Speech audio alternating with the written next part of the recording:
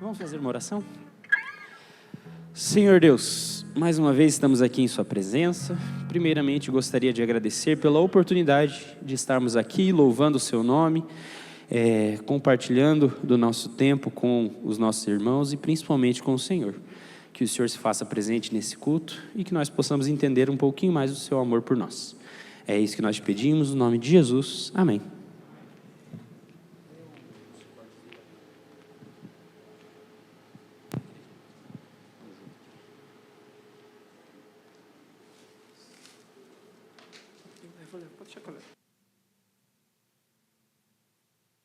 Bom dia, feliz sábado. Isso, obrigado, Zeida. Aí, perfeito. Isso. Eu não escutei, feliz sábado? Feliz sábado. Hoje, eu estava na semana aí planejando o sermão, e daí hoje eu vou pregar de uma coisinha que eu falei com os alunos, os aluninhos pequenos do quarto ano. Então, aqui eu acho que o aluno meu do quarto ano é só o Jonatas, né? O Jonatas vai lembrar, então. Vamos ver se ele estava prestando atenção. Durante as aulas, a gente foi falar um pouquinho sobre a lei de Deus. E tem uma das coisas que eu gosto muito, que é a sinceridade que as crianças têm. E aí a gente estava lá, eu fui fazer um paralelo, né? E daí eu falei assim, por que vocês obedecem os pais de vocês? A primeira resposta que veio foi, porque senão eu apanho. Essa foi a primeira resposta. Aí depois veio as outras, porque eles criaram a gente, porque eles cuidam e tudo mais. Tem vários motivos pelos quais a gente obedece os pais. Mas a primeira que veio foi o medo. Acho que foi a primeira coisa que veio na mente. E eu estava lembrando de um texto bíblico, que ele vai explicar o porquê que nós devemos obedecer a Deus. E o texto bíblico está em Êxodo. Êxodo capítulo 20, como todo mundo conhece. Êxodo 20, nós temos a lei de Deus. Êxodo no capítulo 20, além de trazer os 10 mandamentos, ele vai trazer algumas informações muito importantes para a gente. Se vocês repararem, aqueles que têm os 10 mandamentos de cor na mente, o primeiro mandamento é, não terás outros deuses diante de mim. E quando você procura esse verso em Êxodo capítulo 20, você vai reparar que ele não é o verso 1. Você olha ali, está no verso 3. Por que o primeiro mandamento está no verso 3?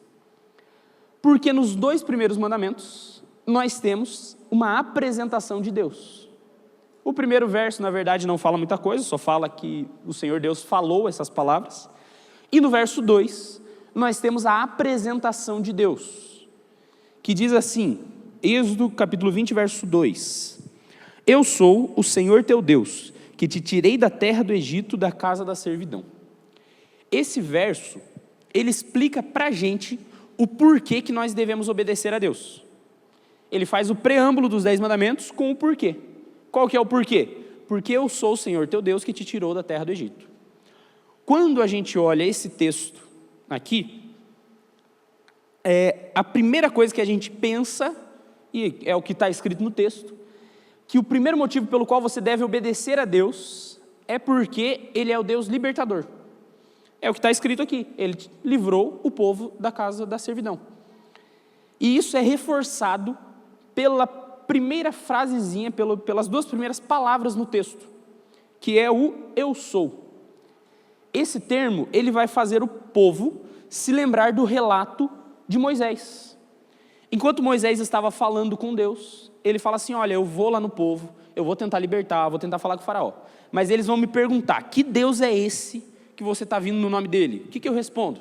A resposta de Deus é, eu sou. A primeira coisa, a primeira apresentação de Deus que o povo iria se lembrar era, eu sou. E automaticamente eles se lembrariam da libertação. Eles estavam no Egito e o eu sou nos livrou. Essa é a lembrança que Deus quer trazer. Porém, essa lembrança, ela não para no eu sou. A segunda palavra que a gente tem aí, depois do eu sou, é eu sou o Senhor. Eu não sei qual que é a Bíblia que você usa, mas deixa eu perguntar. O Senhor aí, ele está escrito igualzinho às outras palavras? Não. Na minha também não. O Senhor aqui, ela está escrito todo em caixa alta. Está tudo em caixa alta, em algumas fica até em negrito. Mas está tudo em caixa alta o Senhor. Quando você olha na Bíblia, principalmente no Antigo Testamento, a palavra Senhor em caixa alta, adivinha, não está escrito Senhor aí. A palavra que está escrito aí é o nome de Deus, que é o Yahvé, Jeová, Adonai, como você preferir. Mas é isso que está escrito. É o nome, como se fosse o nome próprio de Deus. E é interessante quando a gente vai dar uma olhadinha no passado da Bíblia, nós temos um momento onde Deus ele se apresenta com esse nome. Ao invés de usar o eu sou, ele se apresenta com o Senhor ou com o Yahvé. E a primeira vez que isso aparece, Deus com o ser humano se apresentando como o Senhor, como o Yahvé, é lá em Gênesis capítulo 12, quando ele vai falar com Abraão. E daí a Bíblia fala, porque o Senhor, em caixa alta, grandão assim, o Senhor Deus foi até Abraão. Essa segunda palavra, o nome de Deus, ele fazia o povo lembrar da promessa que havia sido feita para Abraão. Abraão, ele recebe uma promessa de que ele ia sair do lugar onde ele estava estabelecido, ele ia para uma terra nova, e ia receber ali muitas bênçãos de Deus, a sua descendência ia ser mais numerosa do que as estrelas do céu, e tem uma promessa muito grande para Abraão. E o segundo termo de Êxodo capítulo 20, verso 2, ele vai relembrar essa promessa. Então o povo que olhava para Deus como o libertador, que era algo imediato, né, algo mais presente para eles, eles também lembrariam que esse mesmo Deus era o Deus que um dia virou para Abraão e prometeu para ele uma terra nova, prometeu uma descendência numerosa, prometeu riquezas, seja físicas e espirituais, as espirituais muito mais, mas foi esse Deus que estava entregando os 10 mandamentos. Então a primeira lembrança, o Deus libertador, a segunda lembrança, o Deus da promessa. Essa era a lembrança que Deus queria trazer. Mas a apresentação de Deus, ela não para aí. Nós temos um terceiro termo, nesse mesmo texto, que diz assim, eu sou o Senhor, teu Deus. Esse termo aqui, o teu Deus, ele é bem conhecido para a gente, é o Elohim, né? A primeira vez que esse texto aparece na Bíblia é no primeiro verso da Bíblia, que diz que o Senhor Deus criou os céus e a terra. Quando a gente olha esse termo, Elohim, ele está fazendo uma referência direta para o Deus Criador. Toda vez que o povo ele precisava se lembrar do Deus Criador, a Bíblia vai usar o termo Elohim. Ah, você precisa lembrar de quem te criou. É quem? Elohim. Eles sempre que eles escutavam essa palavra, eles lembravam do Deus Criador. E a terceira apresentação de Deus, a terceira forma que Deus queria mostrar para o povo que ele era o Deus Criador. O mesmo Deus que o criou é o Deus que prometeu uma terra nova e é o mesmo Deus que o libertou da casa da servidão da terra do Egito. Esse preâmbulo dos 10 mandamentos, ele coloca uma assinatura de Deus no decálogo. É como se Deus estivesse colocando que o que ele vai falar a seguir é uma carta de amor. É uma carta que esse Deus entrega para o seu povo, que ele escolheu, que ele libertou, que ele prometeu e que ele criou. Isso que é os 10 mandamentos. Quando a gente olha desse ponto de vista, os 10 mandamentos eles se tornam algo muito mais leve e tranquilo do que uma lei pesada de se cumprir, certo? Para a gente talvez, mas o povo de Deus é um povo duro.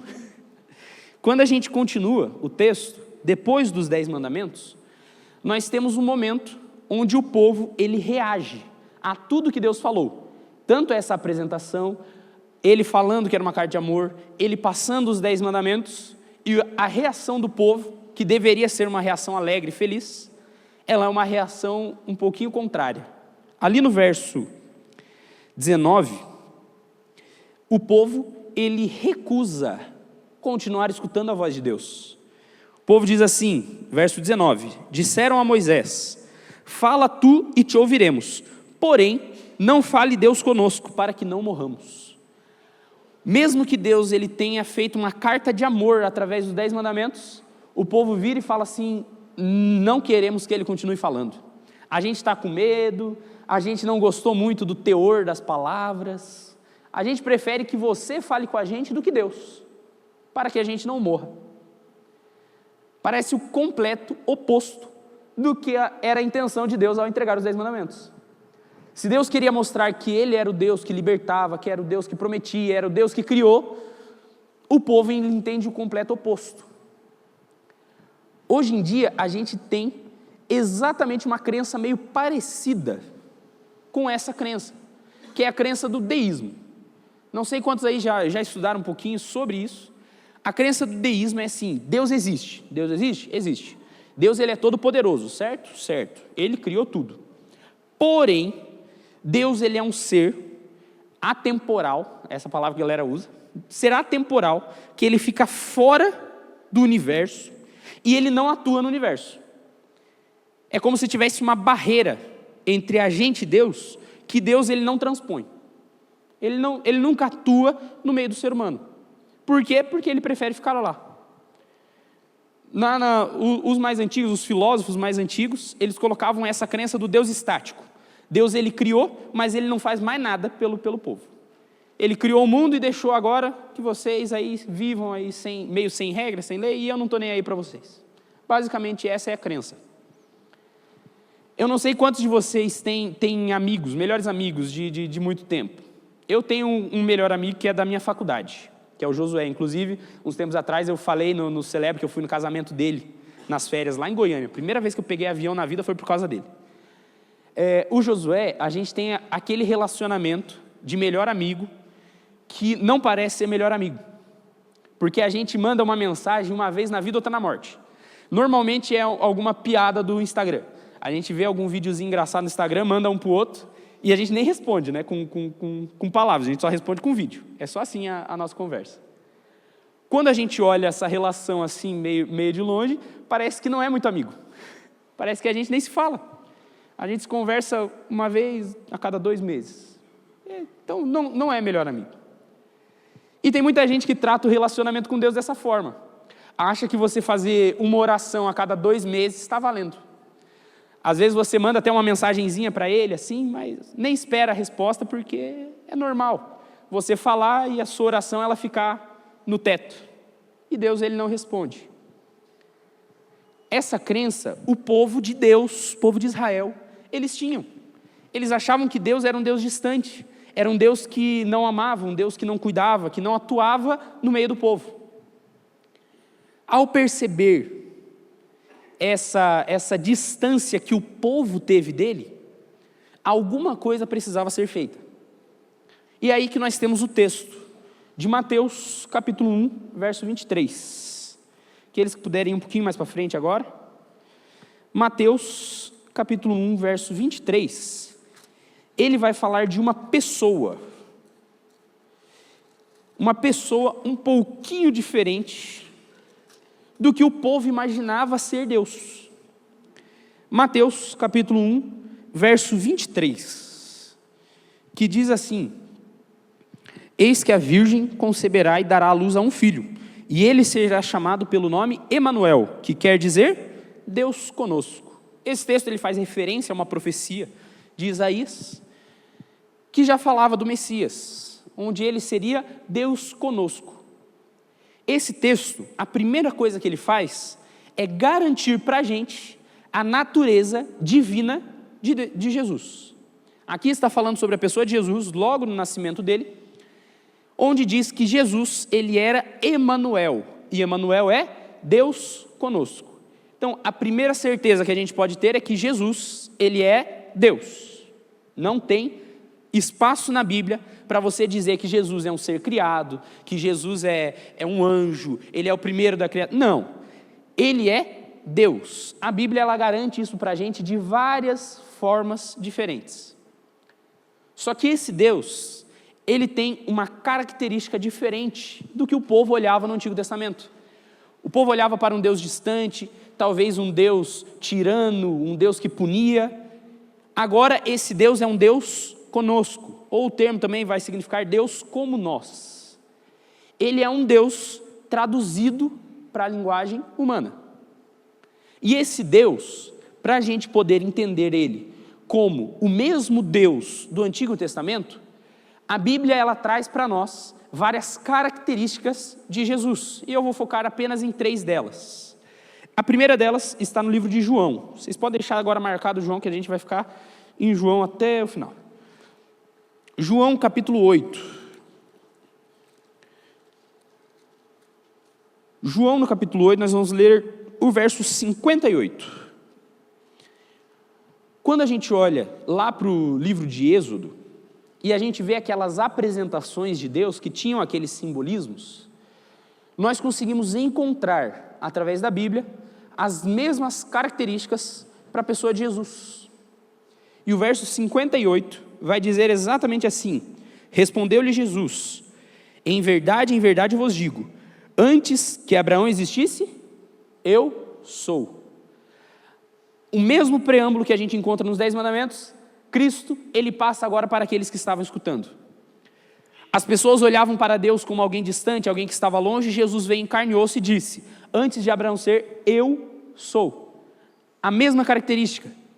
E no mesmo capítulo 8, versículo 36, ele vai mostrar essa primeira característica de forma mais clara. Verso 36: se, pois, o Filho vos libertar, verdadeiramente sereis livres. Cristo, ele é o mesmo Deus do Antigo Testamento, e assim como o Deus do Antigo Testamento que livrou o povo da casa da servidão da terra do Egito, Cristo, ele vem também para nos libertar. Ele é o mesmo eu sou que nos liberta.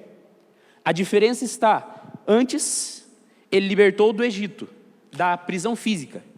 Agora, no capítulo 8 de João, ele vai ser aquele que nos liberta do pecado, do Egito espiritual, da prisão espiritual que nós temos.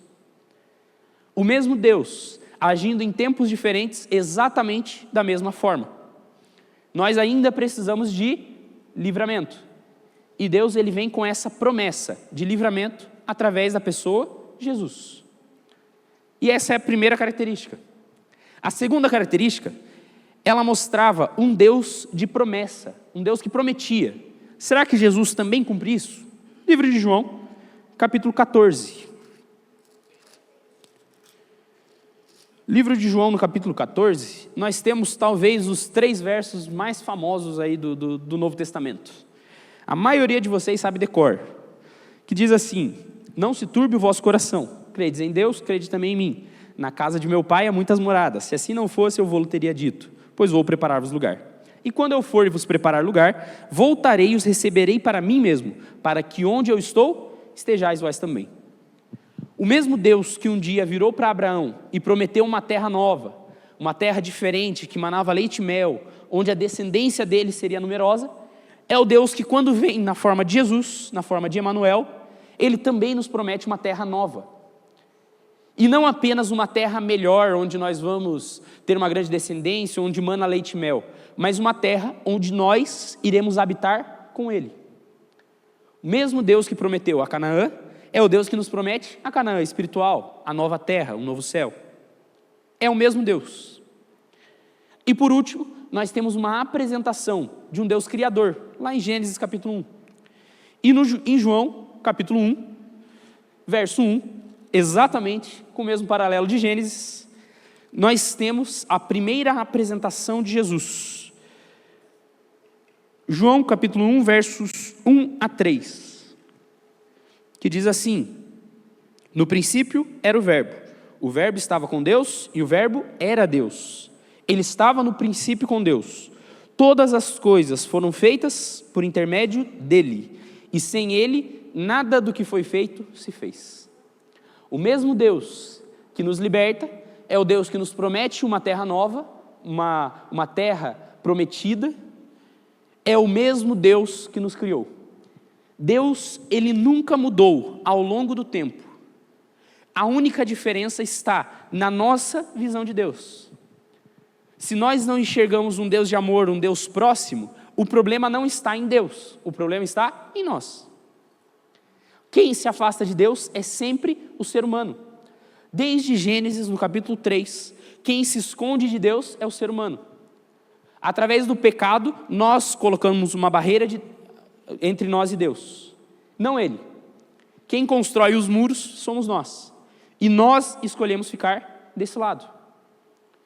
Quando Deus vem através da pessoa de Cristo, como Deus conosco, como Emmanuel, ele vem simplesmente para mostrar aquilo que ele já tentava fazer no Antigo Testamento.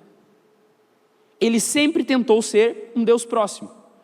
E o povo o rejeitava, o colocava de lado, colocava uma distância entre eles. E Deus vem para acabar com essas distâncias. É por isso que no mesmo capítulo 1, o verso 14, ele vai dar o porquê da vinda de Jesus, o porquê da vinda do Verbo.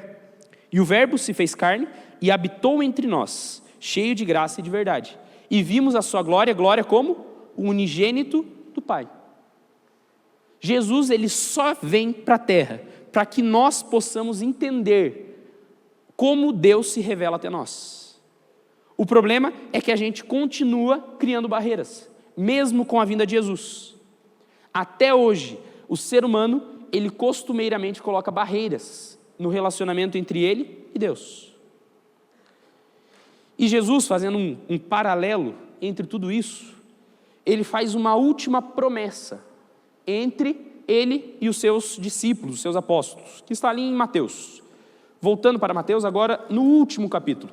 Nós lemos o primeiro, agora o último capítulo de Mateus. Mateus capítulo 28. Mateus capítulo 28. Vamos ler o último verso. O último verso do livro de Mateus. Mateus 28, verso 20. Que diz assim: ensinando-os a guardar todas as coisas que vos tenho ordenado. Ele terminando o seu ide, a sua última ordem. E ele diz assim: e eis que estou convosco todos os dias até a consumação do século.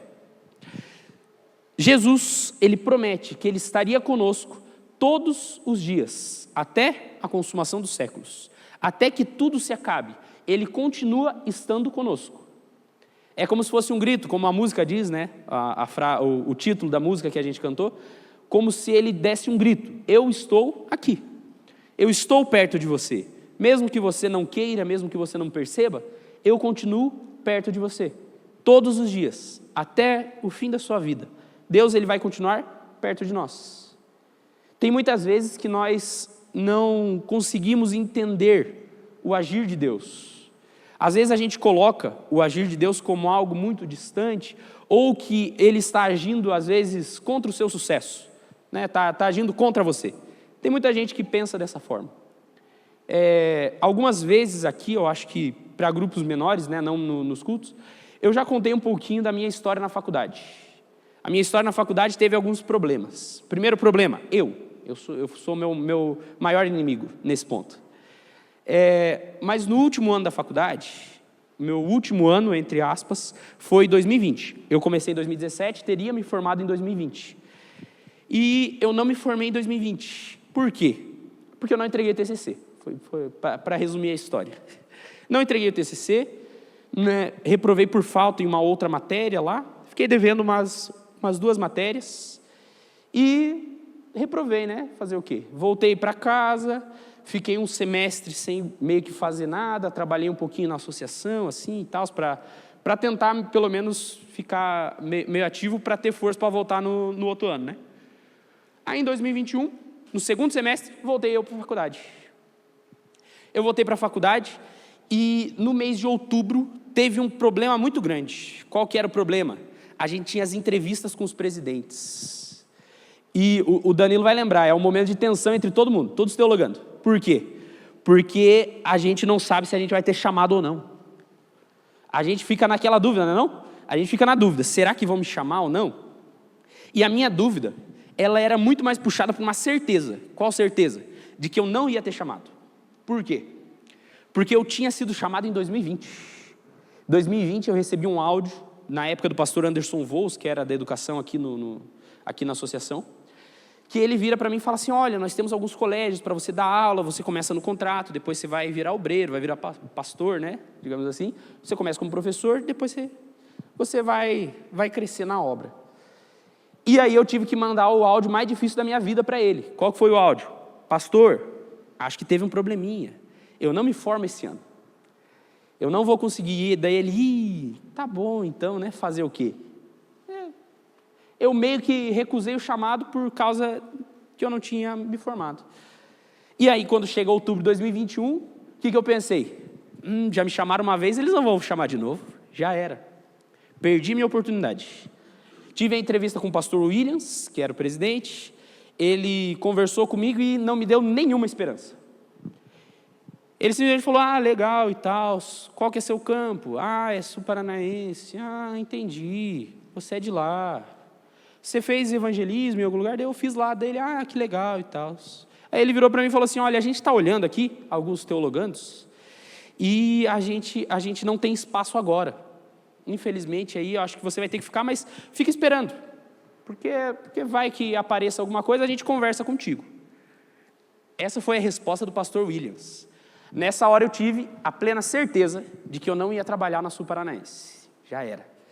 E como eu tinha meio que acabado com o meu compromisso no outro ano, o diretor do curso lá, ele virou para mim e falou, você não vai fazer entrevista com nenhum outro campo. Então, o único campo que eu ia fazer entrevista era a Sul-Paranaense. Era a minha última esperança. Deu ruim. Se eu não for para a Sul-Paranaense, não vou para lugar nenhum. Nenhum presidente me conhece, ninguém me conhece. Então, já era. Um dia depois, o pastor Williams ainda estava lá, fazendo as entrevistas e tudo mais, andando. A gente se encontrou na escada da FAP lá, uma escadona. Se encontramos na escada, ele virou para mim, Luiz, né? Eu falei, isso mesmo, pastor, tudo certo? Dele, Luiz, eu acabei conversando com um dos nossos contratados e ele teve um chamado oficial lá para o COB, Centro-Oeste, para a União, e foi chamado oficial, ele já vai como obreiro. E aí a preferência é de quem vai como obreiro, para a gente ele ia vir como contratado. Então a gente abriu uma vaga para você. Você vai trabalhar lá no colégio do Alto Boqueirão, que era a vaga que a gente tinha de contratado. E é assim que eu fui para o Alto Boqueirão, há 3 anos atrás, que foi o último colégio que eu estava até vir para cá. Quando eu olho para a minha história, no momento, eu estava pensando assim, cara, acho que a ação de Deus, ela foi até determinado ponto. Deus ele já tinha atuado muito para que eu entrasse na faculdade, para que eu pudesse pagar a faculdade, para que eu me formasse. Mas, naquele momento, através dos meus erros, eu pensei, acho que agora já era. A ação de Deus já foi. Mas quando eu vejo a forma que Deus me guiou, eu indo para o Alto Boqueirão, para mim foi uma bênção, porque se eu tivesse me formado em 2020, eu teria 2 colégios, eu não tinha carro, os 2 colégios eram muito longe, os colégios que o pastor Anderson tinha proposto, e muito provavelmente, eu não teria as condições mentais e financeiras de ficar nisso. Eu criei uma dívida por causa da faculdade, de empréstimo e tudo mais, para poder pagar, por gentileza, para poder pagar. E aí eu fico pensando, o que aconteceria comigo se eu tivesse me formado em 2020 normalmente, aceitado o chamado? Talvez eu não teria conhecido as pessoas que eu conheci, muito provavelmente eu não estaria... obrigado, filho. Aí, veio 2 aí. Quando o pastor chora bastante, tem que ser muito papel. Muito provavelmente eu não estaria aqui no Colégio de Pinhais, inclusive o rapaz que veio para o meu lugar está em outro colégio agora, não está aqui, está tendo as lutas dele e tudo mais, mas eu vejo que Deus, Ele me guiou de uma forma que hoje eu pudesse estar aqui, trabalhando como pastor e satisfeito com o meu trabalho, por poder estar fazendo aquilo que eu amo. Então, quando a gente olha para a nossa história, talvez você esteja no mesmo momento que eu estava em 2021, que é um momento de duvidar, de achar que Deus ele não está atuando, de que a gente está passando por um Egito, um deserto tão grande, que Deus ele já se distanciou, que a minha vida ela não é mais conduzida por Deus. Talvez você esteja nesse momento, mas eu venho aqui para dizer que Deus, Ele é o mesmo Deus que nos promete a libertação, que nos promete uma terra nova, e é o Deus que nos criou. E através da pessoa de Jesus, nós temos a certeza de que Ele continua agindo na nossa vida. Ele continua guiando cada passo que a gente dá.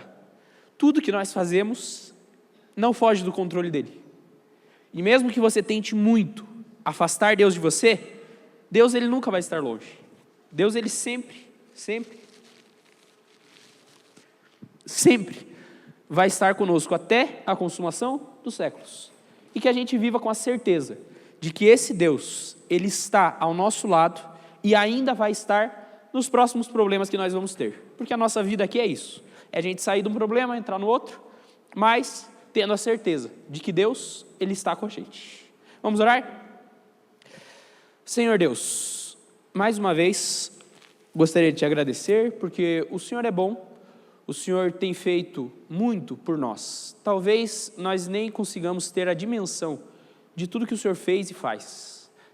Mas, a partir de hoje, nós queremos ter a certeza de que o Senhor não nos abandonou, de que o Senhor está conosco, e que mesmo que nós tentemos muito se afastar de Ti, o Senhor está do nosso lado até a consumação dos séculos. Que o Senhor se mostre de forma poderosa das nossas vidas, que nós não tenhamos nenhuma dúvida de que o Senhor está guiando todo o nosso caminhar. É isso que nós te pedimos, em nome de Jesus. Amém.